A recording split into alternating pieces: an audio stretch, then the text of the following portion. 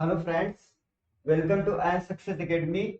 मैं सतीश एक बार फिर अपने इस यूट्यूब चैनल पर आप सभी का स्वागत एवं अभिनंदन करता हूं। सबसे पहली चीज की पिछली क्लास में आपने डिस्कस किया राज्यपाल टॉपिक पर, और आज हम संविधान की एक नया टॉपिक राज्य विधानमंडल के बारे में डिस्कस करने वाले हैं। तो सबसे पहली चीज की यहाँ पर आज की क्लास में हम जाने कि राज्य विधानमंडल के बारे में, राज्य विधानमंडल के अभिन्न अंग और उसके साथ साथ यहाँ पर राज्य विधानमंडल के अभिन्न अंग राज्यपाल और उसके बारे में, उसके साथ साथ विधानसभा और विधान परिषद के बारे में जानेंगे। अब अगर हम यहाँ पर बात करते हैं तो भारतीय संविधान के भाग 6 में और आर्टिकल हम पढ़ने वाले हैं 168 से लेकर के 212 तक। अब अगर हम यहाँ पर बात करेंगे कि भारतीय संविधान के आर्टिकल 168 में बताया गया कि राज्य विधान मंडल के बारे में बताया गया। तो सबसे पहली चीज अगर हम बात करते हैं, यहाँ पर तो वर्णन किया गया है भारतीय संविधान के भाग 6 में बताया गया है। अब अगर हम बात करते हैं अनुच्छेद की, तो अनुच्छेद हमें पढ़ना है 168 से 122 तक पढ़ना है। अब अगर हम बात करते हैं कि राज्य विधानमंडल के बारे में बताया गया है, तो ये सबसे पहली चीज की आर्टिकल 168 क्या कहता है कि यहाँ पर सबसे पहले की विधानमंडल के बारे में बताया गया है। अब अगर हम यहाँ पर बात करते हैं विधानमंडल के अभिन्न अंग के बारे में बात करेंगे, तो सबसे पहले आपके 3 अंग हो जाएंगे। एक आपका क्या हो जाएगा, राज्यसभा, राज्यपाल हो जाएगा, और दूसरा आपका हो जाएगा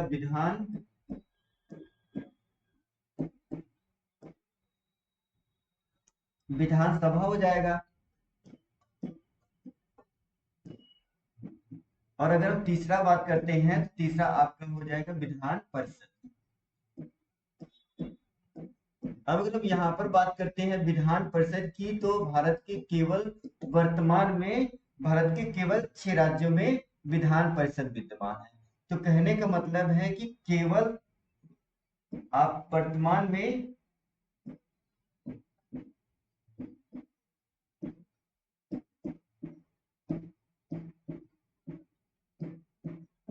6 राज्यों में 6 राज्यों में आपका क्या किया, विधान परिषद है। अगर हम बात करते हैं तो पहला बिहार में, और उसके बाद फिर से अगर हम दूसरा बात करते हैं तो यूपी, और तीसरा आपका अगर बात करते हैं तो वो आपका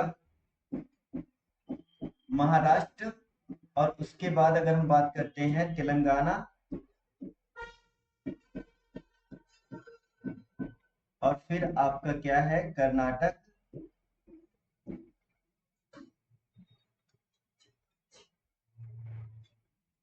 और लास्ट आपका क्या हो जाएगा, वहां पर कर्नाटक हो गया, तेलंगाना हो गया, महाराष्ट्र हो गया, यूपी और बिहार, और एक आपका बचता है तो ये आपका आंध्र प्रदेश। तो अगर हम बात करते हैं लास्ट, तो आपका लास्ट क्या हो जाएगा, यहाँ पर आंध्र प्रदेश के बारे में बताया गया।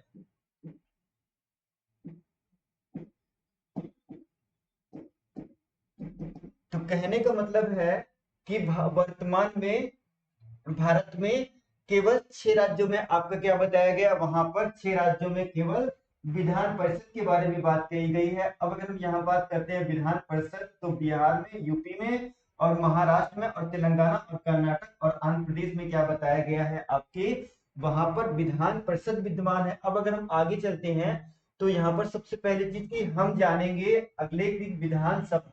तो आज हम जो टॉपिक पढ़ने वाले हैं वो आपका क्या हो जाएगा, विधानसभा हो जाएगा। तो सबसे पहली चीज की अगर हम बात करते हैं विधानसभा के बारे में,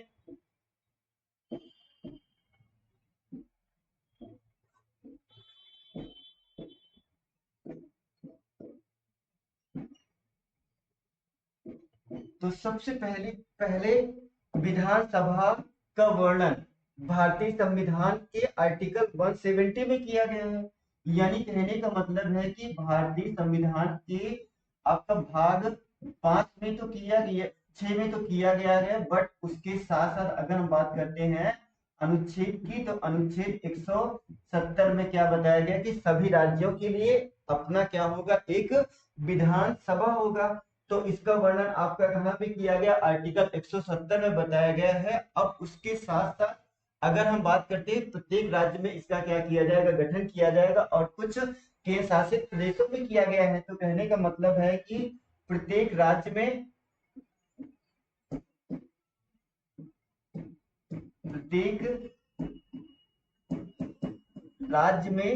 गठन किया जाएगा। अब अगर हम यहाँ पर बात करते हैं केंद्र शासित प्रदेश के में गठन किया गया है, तो सबसे पहली चीज की 3 आपके केवल केंद्र शासित प्रदेश में गठित किया गया है। तो पहला आपका क्या हो जाएगा, अगर हम बात करते हैं तो दिल्ली हो जाता है, और उसके बाद फिर से दूसरा आपका क्या हो जाएगा, पुदुचेरी हो जाएगा,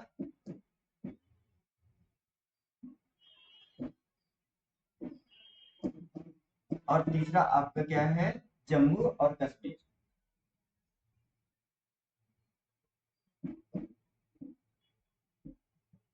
जम्मू एंड कश्मीर में क्या है, वहां पर विधानसभा विद्यमान है। अब अगर हम बात करते हैं इसके गठन के बारे में, तो सबसे पहले चीज की गठन, इसकी संरचना के बारे में बात करते हैं। तो संविधान सबसे पहले चीज, इसके अदर नेम पर अगर डिस्कस करते हैं तो सबसे पहले इसके अदर नेम क्या बताए गए हैं। तो यहाँ पर अगर आप बात करते हैं,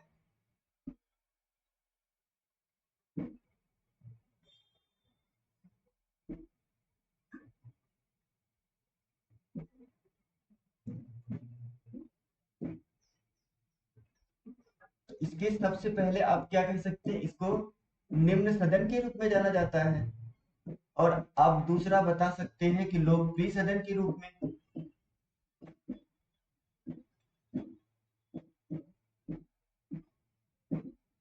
अब अगर हम बात करते हैं तो इसे अस्थाई सदन के रूप में जाना जाता है। तो सबसे पहली चीज की अगर हम बात करते हैं यहाँ पर, तो इसके अदर नेम के बारे में निम्न सदन के रूप में जानते हैं, या आप कह सकते हैं लोकप्रिय सदन के रूप में जाना जाता है, या आप अस्थाई सदन के रूप में जानते हैं। अब अगर इसकी संरचना के बारे में जानते हैं, तो यहाँ पर सबसे पहली चीज की संरचना में क्या क्या गठन और संरचना के बारे में बताया गया है आर्टिकल 170 में। तो यहाँ पर अधिकतम सीटों की संख्या आपकी क्या हो सकती है, 500 हो सकती है, और आपकी कम से कम सीटों की संख्या क्या हो सकती है, वहां पर 60 बताई गई है। तो यहाँ पर गठन और संरचना के बारे में बात करेंगे, तो सबसे पहली चीज की इसके गठन के बारे में, गठन एवं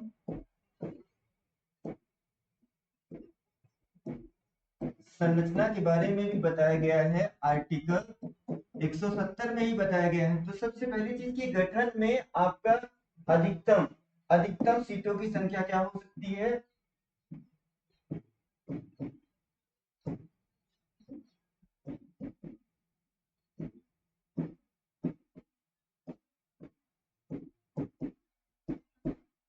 सदस्यों या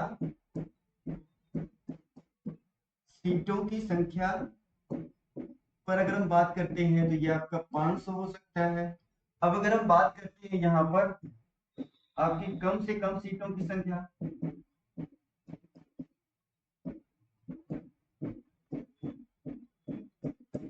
सीटों की संख्या पर अगर हम बात करते हैं, तो वह आपका कितना हो सकता है, 60 से कम नहीं हो सकती। यानी कहने का मतलब है कि अधिकतम पर बात करते हैं अगर, तो अधिकतम सीटों की संख्या आपकी क्या हो सकती है, 500 हो सकती है, बट वहां पर कम से कम सीटों की संख्या आपकी कितनी हो सकती है, 60। अब अगर हम बात करते हैं अपवाद स्वरूप, कुछ आपके क्या है, जैसे अगर हम डिस्कस करते हैं यहाँ पर अपवाद स्वरूप बात करते हैं, तो सबसे पहली चीज की अपवाद में आपका क्या आ जाएगा, जैसे अपवाद में आपका पहला आप बता सकते हैं, सिक्किम को बता सकते हैं। और उसके बाद सिक्किम में जैसे आपकी जो है कितनी सीटें सिक्किम में बताई गई हैं, वहां पर सिक्किम में बताई गई हैं 32 सीटें, और मिजोरम हो गया, और गोवा हो गया, और पुडुचेरी हो गया, यानी 32 सीटें आपकी क्या है, सिक्किम में बताई गई। और दूसरा आपका क्या बताया गया, गोवा बताया गया है, और आप उसके साथ साथ मिजोरम बताया गया है फिर से, और आपका लास्ट आपका क्या होगा, वहां पर आपका पुडुचेरी। तो सबसे पहली चीज की गोवा में आपकी बताई गई 40 सीटें और मिजोरम में बताया गया आपका 40 सीटें। और अगर हम बात करते हैं पुडुचेरी में, तो पुडुचेरी में आपकी क्या बताई गई है, यहाँ पर 30 सीटें हैं। तो सबसे पहली चीज की अपवाद स्वरूप अगर हम बात करते हैं यहाँ पर अपवाद स्वरूप में क्या क्या बताया गया है, तो अपवाद में आपका क्या है, वहां पे सीटों की संख्या की कम से कम 60 से कम नहीं हो सकती। लेकिन यहाँ पर 3 आपके अपवाद हैं, एक आपका सिक्किम है 32 सीटें और 40 आपकी गोवा है और आपका 40 सीटें मिजोरम में भी है। और पुडुचेरी में आपका क्या बताया गया, वहां पर आपकी 30 सीटें आपकी पुडुचेरी में बताया गया। अब अगर हम यहाँ पर बात करते हैं कि वर्तमान में सीटों की संख्या अगर 5, अधिकतम कहां पर है, तो अधिकतम आपकी यूपी में आपकी कितनी सबसे ज्यादा है 403 सीटें। उसके बाद पश्चिम बंगाल में आपकी कितनी है 292 सीटें। और उसके बाद अगर हम बात करते हैं यहाँ पर महाराष्ट्र में, तो महाराष्ट्र में सीटों की संख्या अगर बताई गई है आपकी 288 बताई गई है। अब अगर हम बात करते हैं बिहार में सीटों की संख्या, बिहार में सीटों की संख्या बताई गई है आपकी 243 बताई गई। और तमिलनाडु में सीटों की संख्या आपकी क्या बताई गई 234 बताई गई। तो यहाँ पर अगर हम बात करते हैं कि अधिकतम 5 राज्य भारत के जहां पर सीटों की संख्या आपकी डिसाइडेड की गई है, तो अगर बात करते हैं तो सबसे पहला आपका नाम क्या आता है यूपी में। यूपी में कितनी आपकी यूपी में 403 सीटें बताई गई। अब अगर हम फिर से दूसरी अगर हम बात करते हैं तो वहां पर बताया गया है, दूसरा बताया गया है पश्चिम बंगाल में बताया गया है। पश्चिम बंगाल में सीटों की संख्या आपकी क्या हो सकती है 298 हो सकती है। और उसके साथ साथ आपका 294 हो सकती है। अब अगर हम बात करते हैं यहाँ पर फिर से, तो यहाँ पर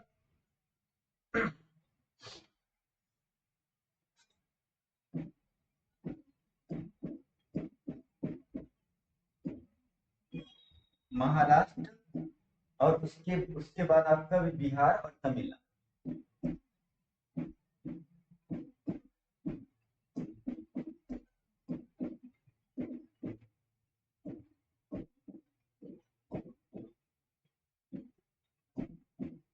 234 सीटें आपकी बताई गई तमिलनाडु में।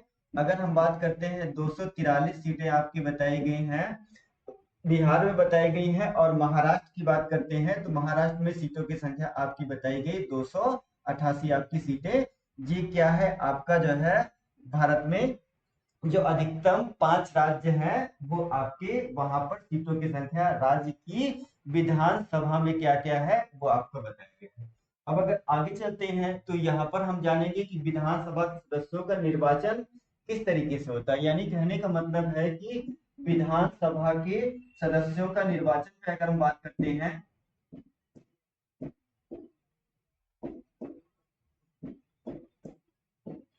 विधानसभा की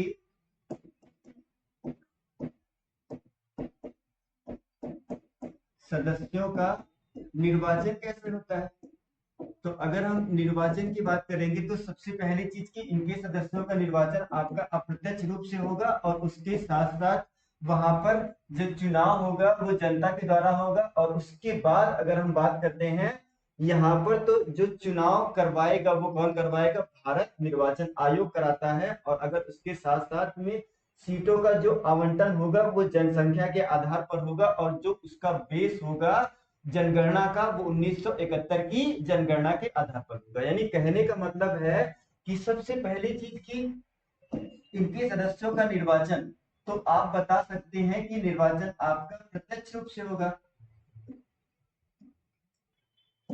तो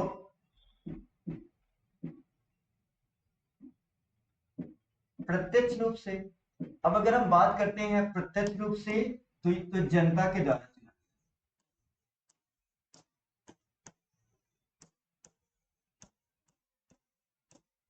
जनता के द्वारा होगा।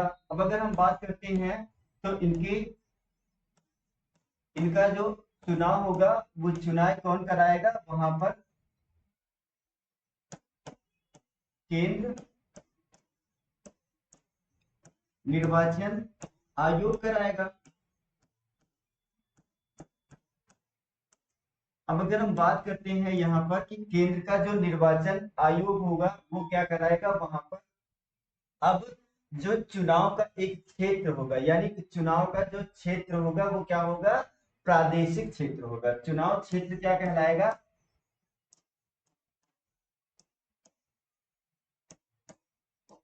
तो ये आप बता सकते हैं प्रादेशिक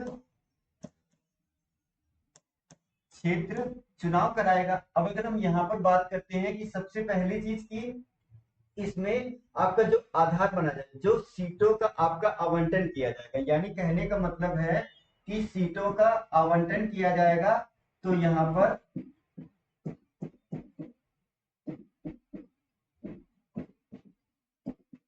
सीटों का आवंटन होगा, तो इसका जो आपका आधार होगा वो क्या होगा? बेस। आप बता सकते हैं कि बेस आपका होगा जनसंख्या।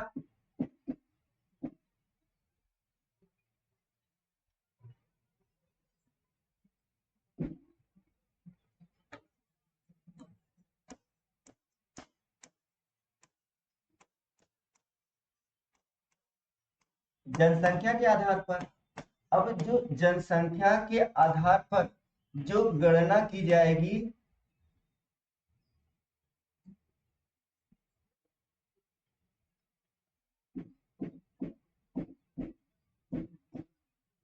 गणना क्या होगी? 1971 की जनगणना, 1971 की जनगणना होगी।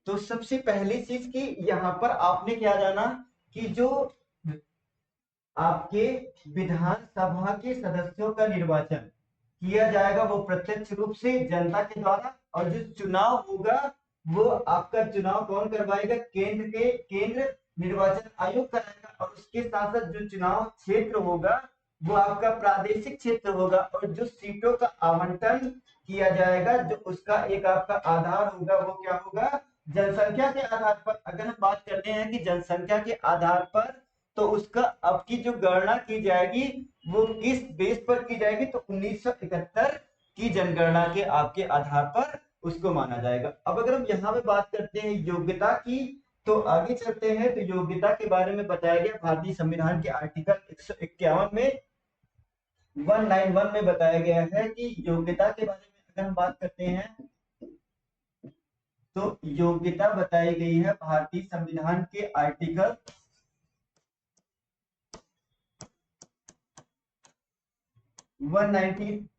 191 में योग्यता बताएगी कि सबसे पहली चीज की क्या होना चाहिए? भारत का नागरिक हो।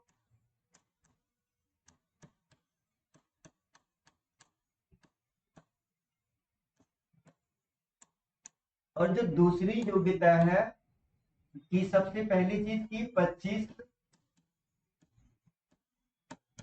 वर्ष की आयु पूर्ण कर चुका हो।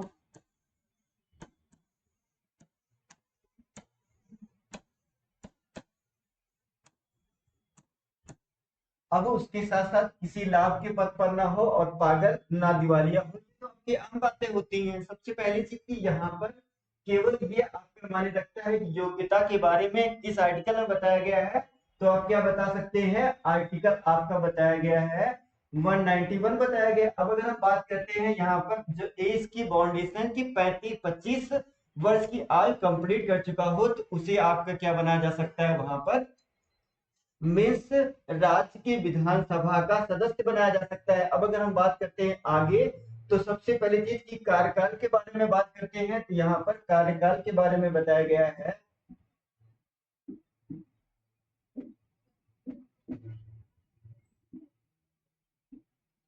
कि जो कार्यकाल होगा वो कितने आपका होगा?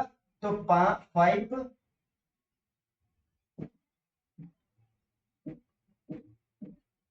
ईयर्स का कार्यकाल होगा। तो यहाँ पर जो कार्यकाल होता है वो राज्य की विधान सभा का भी होता है, और उसके साथ साथ आपका किसका होगा? विधानसभा के जो मेंबर्स होंगे उनका भी कार्यकाल होगा। और लेकिन आपका जो है कार्यकाल के पूर्ण भी भंग किया जा सकता है। वहां पर प्रधानमंत्री, सॉरी, मुख्यमंत्री की सलाह पर कौन भंग कर सकता है? और राज्यपाल कर सकते हैं। लेकिन आपातकाल की कंडीशन पर संसद के द्वारा एक नियम लगा करके उसको बढ़ाया जा सकता है। यानी कहने का मतलब है कि 5 वर्ष जो कार्यकाल होगा वो किसका किसका होगा, तो यहाँ पर आप बता सकते हैं कि विधान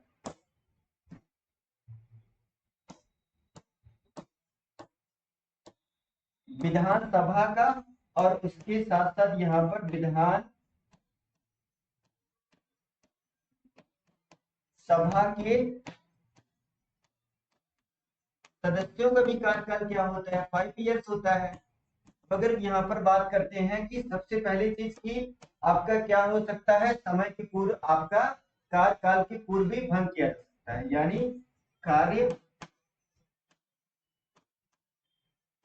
काल के पूर्व भी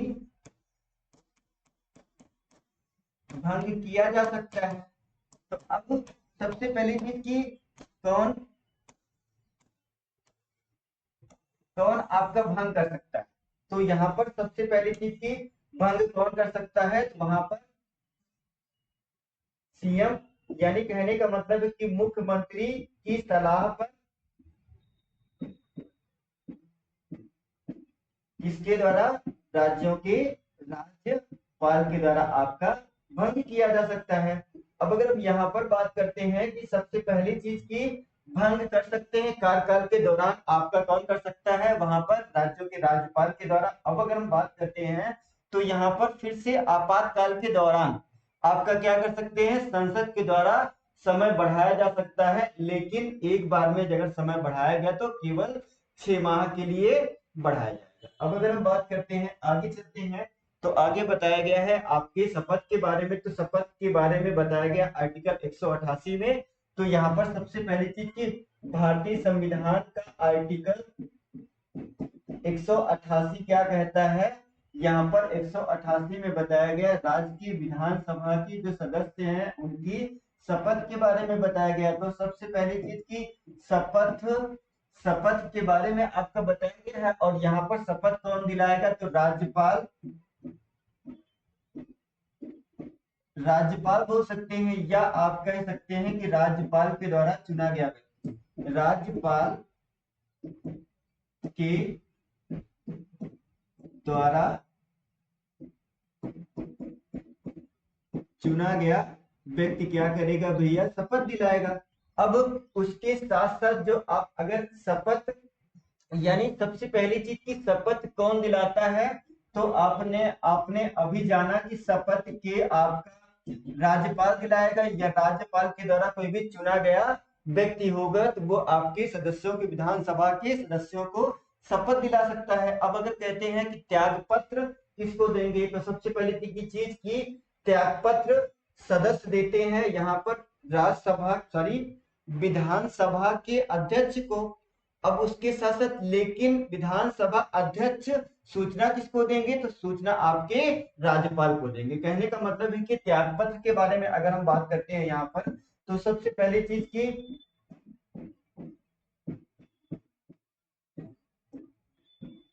त्यागपत्र किसको देंगे, तो राज्य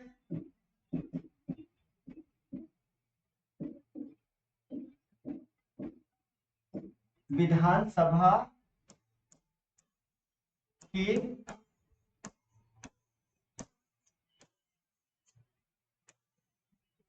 अध्यक्ष को। लेकिन अध्यक्ष सूचना किसको देंगे, सूचना राज्यपाल को देना पड़ेगा। यानी सबसे पहली चीज की आपने जाना कि यहाँ पर राज्य की जो त्यागपत्र जो अपना त्यागपत्र देंगे, तो सबसे पहली चीज की त्यागपत्र किसको देंगे, राज्य विधानसभा के अध्यक्ष को। अब उसके बाद आपका क्या होगा, वहां पर वो सूचना अध्यक्ष जो आपका अध्यक्ष रहेगा वो सूचना किसको देगा कि राज्यपाल की इस मेंबर ने क्या किया, त्यागपत्र दिया। अब अगर हम बात करते हैं यहाँ पर कि सबसे पहली चीज एक और आपकी कंडीशन है कि अगर कोई भी व्यक्ति जो राज्यसभा सॉरी विधानसभा का सदस्य है वो लगातार 60 दिन तक अनुपस्थित रहता है, तो उसका क्या किया जाएगा, उसका स्वतः स्वतः जो है उसकी जो है सदस्यता समाप्त की जाएगी। यानी कहने का मतलब है कि कोई भी व्यक्ति विधानसभा का अगर मान के चलिए कि नोट पे लिखिएगा, तो यहाँ पर सबसे पहले चीज कि अगर कोई भी व्यक्ति लगातार विधान सभा का कोई सदस्य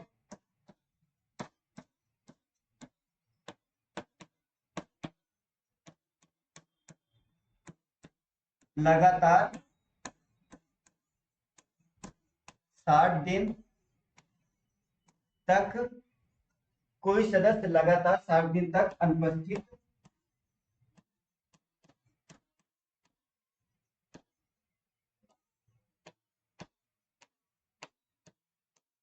रहता है तो उसकी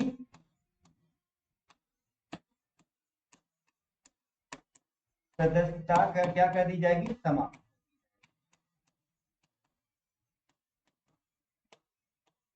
यानी कहने का मतलब है कि अगर विधानसभा का कोई भी सदस्य लगातार कितने दिन तक, लगातार 60 दिन तक आपका अनुपस्थित रहता है, तो उसकी क्या कर दी जाएगी, सदस्यता को समाप्त कर दिया जाएगा। तो अब सबसे पहली चीज कि यहाँ पर आपने जाना कि शपथ कौन दिलाता है। शपथ का वर्णन भारतीय संविधान के 188 में बताया गया है। अब शपथ राज्यपाल या राज्यपाल के द्वारा कोई भी व्यक्ति, चुना गया व्यक्ति को शपथ दिलाएंगे। अब अगर हम बात करते हैं यहाँ पर कि सबसे पहली चीज की त्यागपत्र, तो त्यागपत्र किसको देंगे, ये त्यागपत्र अपना देते हैं राज्य की विधानसभा के अध्यक्ष को, और अध्यक्ष सूचना किसको देंगे, वो सूचना देते हैं राज्यपाल को देंगे। अगर कोई भी व्यक्ति लगातार 60 दिन तक अनुपस्थित रहता है तो उसकी क्या की जाएगी, सदस्यता समाप्त की जाएगी। अब अगर हम बात करते हैं यहाँ पर कि वेतन के बारे में बताते हैं, तो सबसे पहली चीज की वेतन के बारे में जानते हैं। तो वेतन कौन निर्धारित करेगा, राज्य की जो राज्य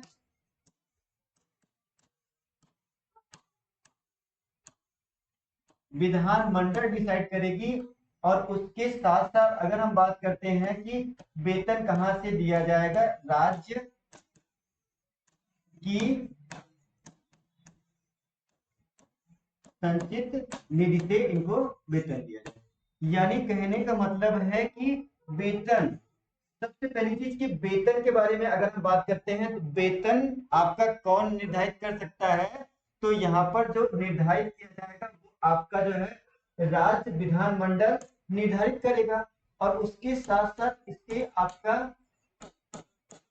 तो यहाँ पर निर्धारित करता है, और उसके साथ साथ जो वेतन कहाँ से दिया जाएगा, राज्य की संचित निधि से दिया जाएगा। अब अगर यहाँ पर बात करते हैं कि सबसे पहली चीज की इनकी आरक्षण के बारे में अगर हम डिस्कस करते हैं, तो सबसे पहले जो आरक्षण किया गया था विधानसभा की सीटों का आरक्षण सुप्रीम आपका किसके लिए, एससी के लिए और एसटी के लिए, और समय समय पर क्या किया गया, उसको बढ़ाया गया।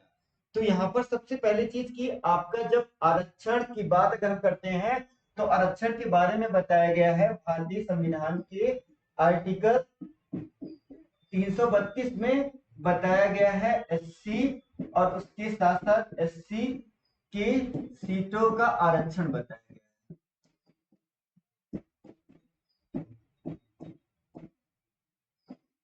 अब आरक्षण की बात करते हैं, तो आरक्षण बताया गया भारतीय संविधान के आर्टिकल आपका किसमें बताया गया, 332 में बताया गया। अब अगर हम यहाँ पर बात करते हैं कि एसटी के लिए पहले क्या किया गया था, आपका जो है 10 10 वर्षों के लिए इसको क्या किया गया, आपका जो इंक्रीज किया गया। तो यहाँ पर सबसे पहली चीज की आपका एक संशोधन किया गया, वहां पर आपका 95 संविधान संशोधन किया गया 2009 में। उसके बाद एक आपका संशोधन और किया गया, 104वां संविधान संशोधन आपका किया गया है 2019 में, और ये बताया गया कि 2030 तक किसी प्रकार का आपका सीटों में कोई भी आपका परिवर्तन नहीं किया जाएगा। यानी कहने का मतलब है कि जब संशोधन किया गया, तो पहला संशोधन आपका किया गया 95, तो आपका कॉन्स्टिट्यूशनल अमेंडमेंट 2009 के अंतर्गत क्या किया गया कि सीटों में 2020 तक कोई परिवर्तन नहीं होगा।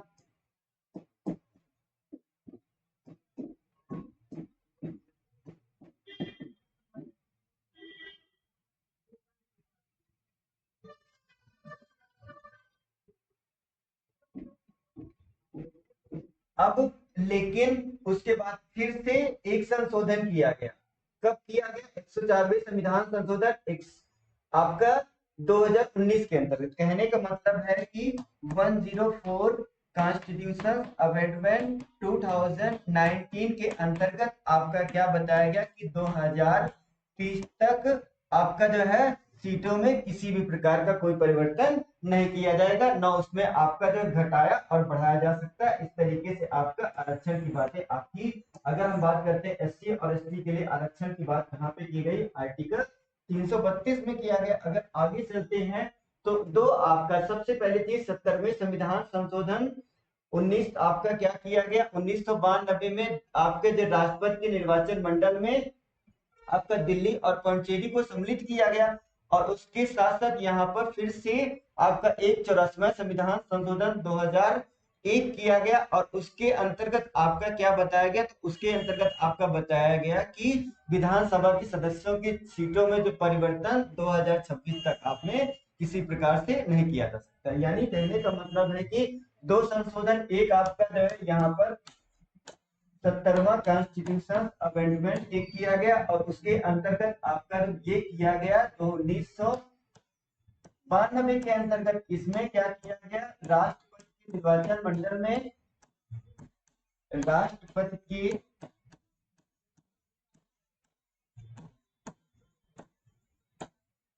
मंडल में पहली बार सम्मिलित किया गया। किसको सम्मिलित किया गया? दिल्ली को सम्मिलित किया गया। और उसके साथ साथ आपको पुडुचेरी को सम्मिलित किया गया।